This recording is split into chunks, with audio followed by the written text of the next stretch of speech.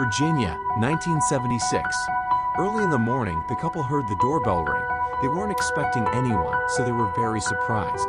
Norma looked through the door peephole and saw a black car pulling away from their house. There was a box on the doorstep. Norma carried it into the house. During breakfast, Arthur opened the box that contained a device of unknown purpose. The note said that Mr. Stewart was coming to them at 5 o'clock in the afternoon. The couple did not know any Mr. Stewart. After getting her son ready for school, Norma went to work. She is a teacher. One of the students noticed that the woman was limping. He gave the impression of being a very strange guy and asked Norma to show what was wrong with her leg. It turned out that she had no toes on one foot. Meanwhile, Arthur arrived for a press conference on NASA's New Mars exploration project. Scientists hope to find water and proof of life on the planet. Arthur Lewis was also involved in developing equipment for the project. The principal told Norma that the school authorities have to cancel the tuition discount for the children of their employees. This is very bad news for Norma. Norma shared this with a friend. Their family can barely make ends meet, so they can't afford the extra expenses. Arthur, who works in NASA's lab, has a big day today and wants to surprise his wife for Christmas. At this time, Norma, who was very depressed, heard the doorbell ring. On the doorstep was a man with a facial defect. He introduced himself as Arlington Stewart and asked if they had received the package with the push-button unit. Next, the man asked permission to enter and took a key out of an envelope, with which he opened the dome of the push-button unit. He explained that if she pressed the button, two things would happen. First, a person unknown to Norma and her husband would die at that moment. Second, they would receive $1 million. Norma was stunned by what she heard. As proof of his words, the steward opened the case with cash and gave the woman $100. Norma didn't understand what was going on. The steward said he had no right to reveal the identities of his employers. Norma also has to fulfill one condition, not to discuss it with anyone but her husband. They had exactly 24 hours to think about the offer. Arthur wants to make a prosthesis for Norma. He told a friend that at the age of 17, through the fault of a radiologist, she lost 4 toes on her foot. Soon Arthur received a letter and learned that his application to join the astronaut team had been rejected. It turned out that the application was rejected because the candidate had failed a psychological test. Arthur was depressed, for it had been his lifelong dream. When he returned home, the wife hugged him for support. Later, she told him about the mysterious Arlington Stewart and his strange offer. Arthur thought it was a prank, but Norma did not share his opinion, because the money in the case was clearly not fake. In the evening, the couple visited the theater. Norma couldn't stop thinking about the push-button unit, but her husband was still skeptical. He suggested calling the police, but the wife dissuaded him, for then Stewart's offer would be canceled. At night, Arthur, using his engineering skills, decided to take apart the push-button unit. Under the lid was empty. There was no receiver or transmitter. In Arthur's opinion, it was a sham. Stewart wouldn't even be able to know if they pressed the button. The couple couldn't sleep for a long time. Norma thinks they won't get another chance to get $1 million. With that kind of money, they could secure their family's future.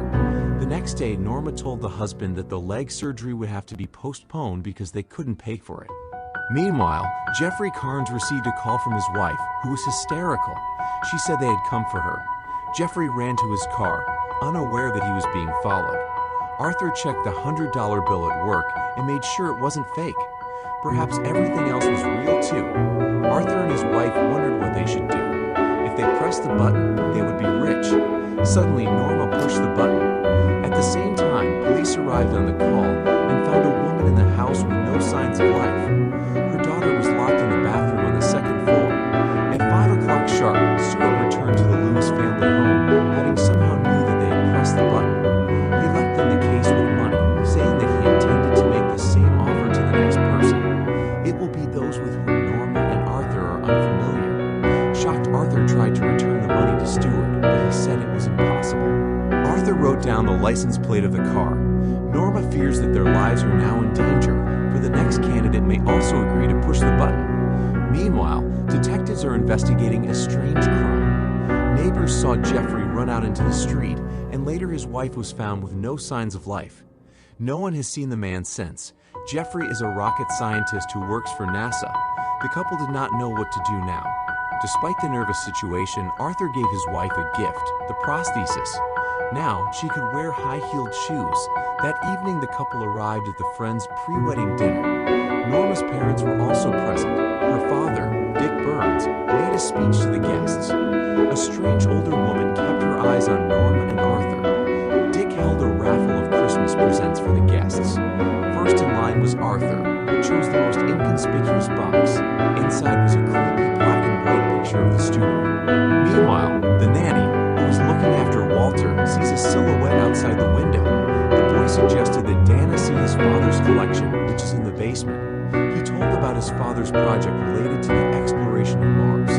The scientist is convinced that technologies of the future will be indistinguishable from magic. Lana, Norma's mother, thanks Arthur for making her daughter truly happy. Later, Arthur asks Dick, who is a policeman, to check the license plate number of that very car and find out who the owner is. The strange student is here too. He works part-time as a waiter and watches Norma and Arthur all the time. The man found out that the student had earlier humiliated Norma in front of the whole class. One of the waiters told Norma that she was asked to come to the phone. It was Stewart who somehow found out that Arthur had contacted the police about his car. Stewart said he had employees all over the place. Every action has consequences, so the experiment will continue until the push-button unit is reprogrammed. Arthur took the student outside, not wanting to allow anyone to make fun of his wife. This drew the attention of all the guests. It was written on the foggy glass of the spouse's car that there was no way out. Upon arriving home, Norma paid Dana and told that Arthur would drive her home. He was surprised to learn that the girl lived in a motel. Dana speaks in riddles and it alarms Arthur. At one point, the girl passed out right in the car. After rummaging through her purse, Arthur finds her driver's license and learns that the girl's real name is Sarah Matthews.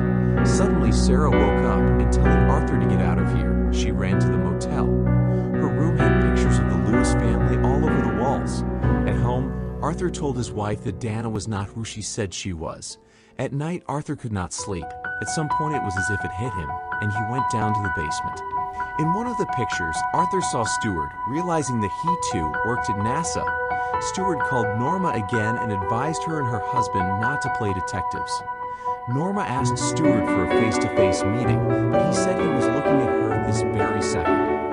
Outside the window, Norma saw a man who seemed hypnotized. Dick informed Arthur that the car belonged to a secret government organization. Arthur also learned from Dick about the woman who died under mysterious circumstances. Her husband is now on the run. Upon learning the time of the crime, Arthur realized that he and Norma had something to do with what had happened. A woman approached Norma and told her about a government experiment. The stranger gave her a note, advised her not to believe anyone, and passed out. She was taken away in an ambulance. Together with Dick, Arthur examined the crime scene and told him about Arlington Stewart. Arthur also saw a picture of a strange book. He discreetly put the picture in his pocket. Norma came to the library to find the book indicated on the note. She didn't expect her husband to be here looking for the book either. All the library patrons simultaneously turned their eyes to Arthur. The crowd followed him. Meanwhile, Norma was reviewing NASA's archival tape. Arthur tried to break away from the pursuit. The people who followed him were as if hypnotized. Suddenly, everyone got up from the tables at the same time. In front of Arthur stood a woman named Climie. Arthur guessed it was Stewart's wife. While Norma watched a video of Stewart testing some kind of technology, Climie asked Arthur to follow her. She explained to him that only one of the three paths leads to salvation. Astonished, Arthur watched as something that defies common sense happened. Norma met Stewart, and Arthur watched as, contrary to the laws of physics, columns of liquid rose from the floor. It was indistinguishable from magic. Stewart told Norma that he was once struck by lightning. He has been in contact with a higher mind ever since. Norma saw the man as a kindred spirit because she, too, has a defect. Climie reminded that only one exit leads to salvation, and the rest leads to damnation. Arthur chose exit number 2. The substance pulled him inside, and his consciousness was transported to another dimension filled with white light. Norma woke up on the bed and saw the thickness of the water above her, behind which was her husband. At some point, the water, along with Arthur, came crashing right down on top of her. Their house was flooded. The couple put the house in order. Walter told his mother that he had seen her arrive home and, like a zombie, head for her room. Arthur and Norma are in shock. At this time, the secret agent tells Norm Cahill, Arthur's boss, about a former NASA employee who was struck by lightning. He was taken to the hospital, where Stewart passed away, but a few hours later, he came back to life. Now he's not human, but something else. After that, Stewart was brought to a secret military hospital and studied. Stewart had supernatural powers. His body had practically stopped cellular breakdown. Norma and Arthur attended the wedding of friends. The event was organized in a big way. The secret agent asked Stewart what the essence of his experiment was. He replied that when the experiment was over, his employers would decide the fate of humanity. If enough people don't push the button, humanity will live. But then a new experiment would begin. During the slow dance, Arthur told his wife about the strange things he saw in that stream of light. This place is somewhere in between realities. Suddenly, Arthur felt sick and went outside. Jeffrey pointed a gun at him and told him to get in the car. Worried Walter also went outside and began to call for his father. A few minutes later, Norma saw Walter being carried away by some unknown person. She too was grabbed. Jeffrey told Arthur about the creepy experiments. Stewart has a lot of puppets that do his will. He is almost impossible to defeat. Arthur became nervous when he learned that his son, as well as Jeffrey's daughter, had been taken by the Stewart's henchmen. Fortunately, Jeffrey knows where they hide them. They have a special pool that acts as a corridor between worlds. It is there that they immerse the test subjects, using them as human resources. Jeffrey tearfully confessed that his wife had also pushed the button. He had to take the wife's life because he had to choose between her and the daughter. A man dressed as Santa Claus stood in the way of the car. The next moment, a truck drove into the car. Jeffrey passed away, but no one else was found at the scene of the accident. Arthur was brought to a military base where there were military personnel as well as NASA personnel. Later, he and the wife were released home, where Stewart was waiting for them.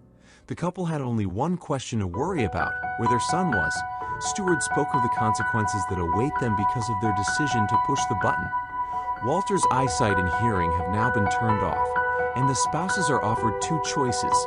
Either they keep the $1 million and their son stays that way for life, or Arthur takes his wife's life. In that case, Walter will be healthy, and the money will be put into his account and given to him on his 18th birthday. Arthur pointed the gun at Stewart, when the man reminded him that he was only a receptacle for the higher mind. If the receptacle ceased to function, another would take its place. Before he left, Stewart told the couple that their son was in the bathroom. The door was locked, and Walter saw and heard nothing. Norma does not want to condemn the son to suffering and asks the husband to do what he must. Arthur realizes that there is no other choice. But now, thanks to Stewart, he knows that there is something more beyond the bodily shell. Meanwhile, the other couple wondered if they should push the button. When the woman did, Arthur said goodbye to his wife and fired a shot. Soon Stewart came to the second couple with money. Walter, like Jeffrey's daughter once, was locked in the bathroom. Police officers enter the house to arrest Arthur. In the final scene, we see Stewart holding the push-button unit as he prepares to go